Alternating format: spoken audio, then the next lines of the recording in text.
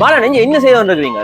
அட அது பழைய எடுத்து பைக்கை முடிக்க வந்திருக்கீங்க. அது பழைய பட்டு சாரி தான்டா. பைக் விற்க விட தெரியுமா உனக்கு? இப்ப பழைய பட்டு சாரியை கொடுத்து பைக்கே வாங்கல. என்ன சொல்றேன்? சீரியஸா சொல்லி வந்திருக்கு.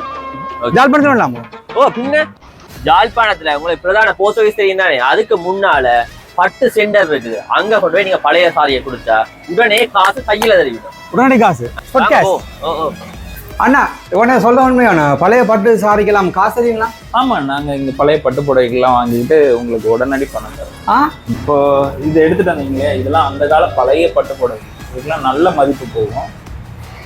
இந்த புடவையும் நல்ல மதிப்பு போகும். இது வந்து காப்பர் சாரி, இதுக்கு வந்து விலை போகாது. பித்தளை சாரி ஏன்னா இது. ஆமா, இது ஏன்ட்டு நான் உங்களுக்கு டெஸ்ட் பண்ணி காமிக்கிறேன். இப்போ இந்த ஜருகை இருக்கு இல்லையா, இதை எடுத்து நம்ம இந்த கல்லில் தேய்க்கிறோம்.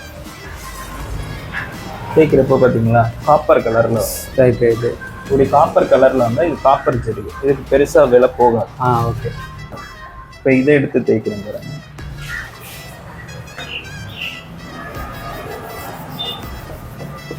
ஒரு சில்வர் கலர் அடிக்கிறேன்.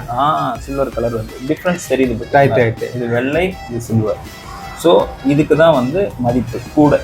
வெள்ளையா வந்தா மதிப்பு கூட. சரி. இப்போ இதுவும் அதே மாதிரி தான், இதுவும் நல்ல மதிப்புக்கு போகுது.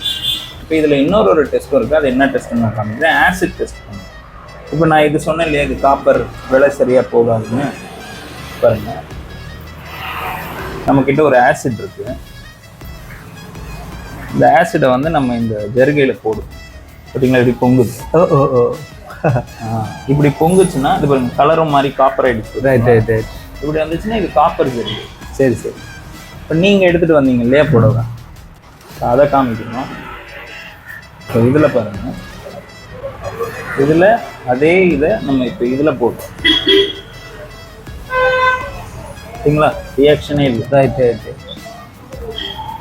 அதனால தான் இது நல்ல ஒரிஜினல் பட்டு, ஒரிஜினல் வெள்ளி பட்டு. ஆனால் அது இப்படியான வெள்ளி பட்டுக்கு தான் நீங்கள் காசு கூட தருவீங்க. இதெல்லாம் டேமேஜ் என்ன தெரியுங்களா?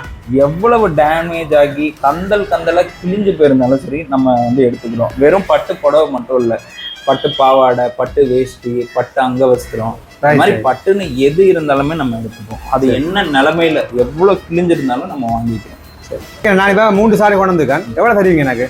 இப்போ நான் உங்களுக்கு வேலை பார்க்குறேன்.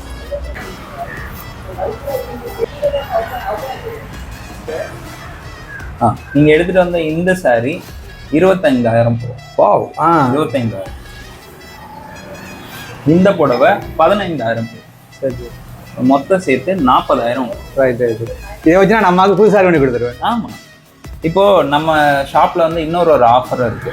இப்போ நம்ம ஸ்பாட் கேஷும் தரோம் உங்களுக்கு, அப்படியே உடனடி பணமும் கொடுத்துருவோம். அப்படி அது இல்லைன்னா நீங்க பழைய சாரியை போட்டு புது சாரி எடுக்கிறீங்கன்னா உங்களுக்கு 50% புது சாரி எடுக்கிறதுல ஆஃபர் தரும். இல்லை எனக்கு புது சாரி மட்டும் போதுன்னா 25% ஆஃபர் தரும். இது வந்து குறுகிய கால ஆஃபர் தான்.